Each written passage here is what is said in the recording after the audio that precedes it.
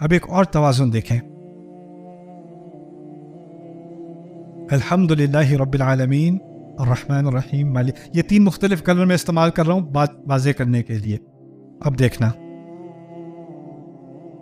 الحمدللہ رب العالمین کا تعلق ہے ایاک نعبد و ایاک نستعین سے. کیوں؟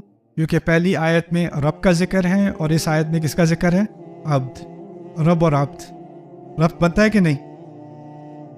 اگر وہ رب ہے تو مجھے عبادت کرنی ہے، وہی تو رشتہ ہے.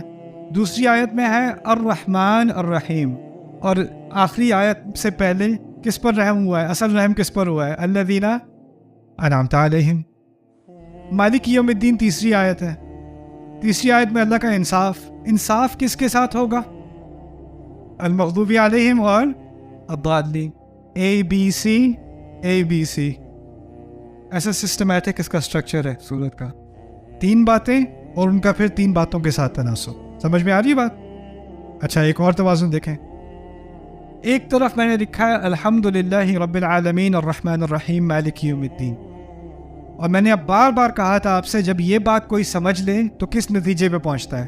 کیا نتیجہ ہوتا ہے؟ ایاک نعبد. دوسری طرف صرف ایاک نعبد تک بات نہیں ختم ہوئی، اس کے بعد ہم نے کیا کیا؟ مدد مانگی. اور مدد میں سے سب سے بڑی مدد کیا ہے؟ اہدنا الصراط المستقیم صراط الذین انعمت علیہم غیر المغضوب علیہم ولا الضالین. یعنی پہلی 3 آیات کا خلاصہ، اس کا نتیجہ ایاک نعبد ہے. اور دوسرے لفظ ایاک نستعین کی تفسیر کیا ہے؟ اہدنا الصراط المستقیم صراط الذین انعمت علیہم غیر المغضوب علیہم ولا الضالین. یہ صورت شروع سے آخر تک ایک مکمل بیلنس ہے، عجیب مکمل بیلنس ہے. پھر دوسری آخری بات اس کے اندر یہ کہ شروع میں لفظ تھا العالمین، اور آخر میں العالمین کی تفسیر بھی ہو گئی. کیا کون سے جہان ہیں؟ اس جہان میں 3 طرح کے لوگ ہیں ہدایت کے اعتبار سے. ان جہانوں میں وہ کون لوگ ہیں؟ ایک جہان ہے کن کا؟ الذین انعمت علیہم. دوسرا جہان کن کا ہے؟ المغضوب علیہم. تیسرا جہان کن کا ہے؟ اور اللہ تینوں کا رب ہے. سبحان اللہ، عجیب کلام. اچھا، یہ پہلی صورت ہے، اور قرآن کی آخری صورت کون سی ہے؟ ناس. اور ناس میں شروع سے ہی بات نیگیٹو ہو رہی ہے، کیونکہ پہلے الفاظ کیا ہیں؟ اعوذ، قل اعوذ. اور فاتحہ میں پہلی شروع سے بات پازیٹیو ہو رہی ہے. کیسے؟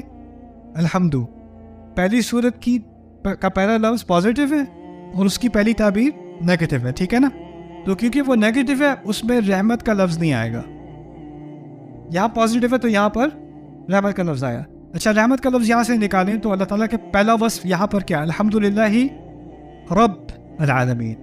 قل اعوذ برب الناس.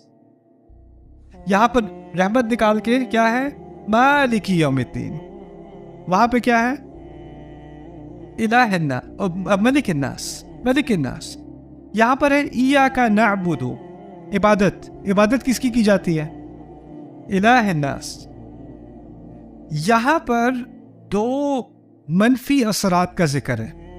2 منفی اثرات. کون سے 2 منفی؟ المغضوب علیہم اور الضالین. اور یہ منفی اثرات ہیں معاشرتی لیول پر، رائٹ؟ لیکن ناس میں منفی اثرات انفرادی لیول پر بات ہو رہی ہے. کیوں؟ اعوذ، میں پناہ مانگتا ہوں. نعوذ نہیں کہتے. یہاں کہا ہے نا نستعین، نعبد. وہاں نعوذ نہیں کہا، وہاں کیا کہا ہے؟ اعوذ. وہاں انفرادی بات ہو رہی ہے. سوسائٹی کے طور پہ آپ پر 2 انفلوئنسز آئیں گے، المغضوب علیہم اور الضالین. انفرادی طور پر آپ پر 2 اور نیگیٹو انفلوئنسز آئیں گے. وہ کیا ہے؟ من شر الوسواس الخناس الذي يوسوس في صدور الناس من الجنة والناس. سبحان اللہ. تو فاتحہ اور ناس کا بھی آپس میں ایک تعلق ہے. یعنی جب آپ ناس ختم کرتے ہو تو کہاں شروع کرتے ہو؟ دوبارہ فاتحہ. You finish the negative, now you're back to the positive. Even the Quran is balanced. شروع سے آخر تک ایک بیلنس چلا آ رہا ہے. عجیب.